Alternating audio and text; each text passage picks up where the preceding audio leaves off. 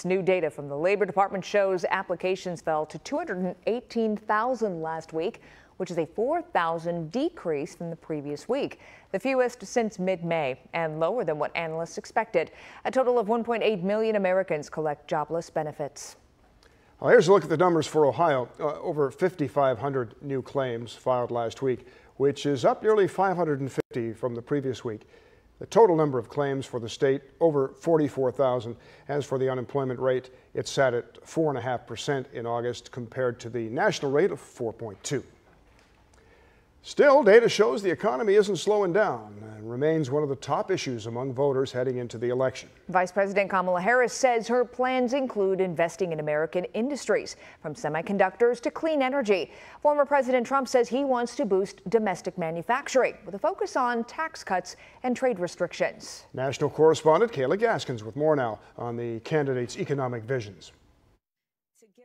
Kamala Harris sitting down for her first solo major network interview since becoming the Democratic nominee with MSNBC's Stephanie Ruhle. Under my plan, taxes for 100 million Americans will actually be cut. Ruhle asking Harris how the government will pay for all the ambitious campaign promises she's making. If you can't raise corporate taxes, or if GOP takes control of the Senate, where do you get the money to do that? Do you still go forward with those plans and borrow?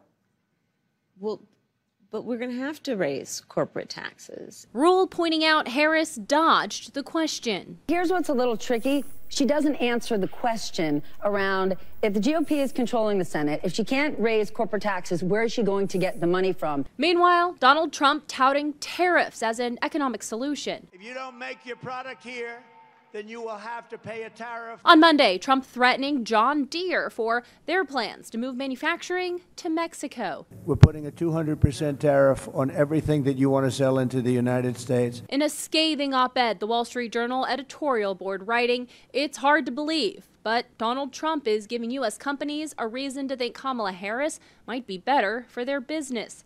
Trump's former Commerce Secretary telling CNBC the tariff threats are talk that would likely never turn into action. Donald Trump occasionally speaks in metaphors. What he really means is, I'm going to be very tough on the foreign companies.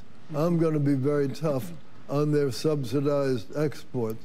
You shouldn't take it all that literally, because he likes to use slogans, as do all politicians, that convey a message. The latest economy polling by NBC News shows the majority of voters see Donald Trump as the better candidate when it comes to dealing with the economy, inflation, and cost of living. I'm Kayla Gaskins reporting. That brings us to tonight's live poll. Who do you trust to handle the economy? Just head to our website to cast your vote.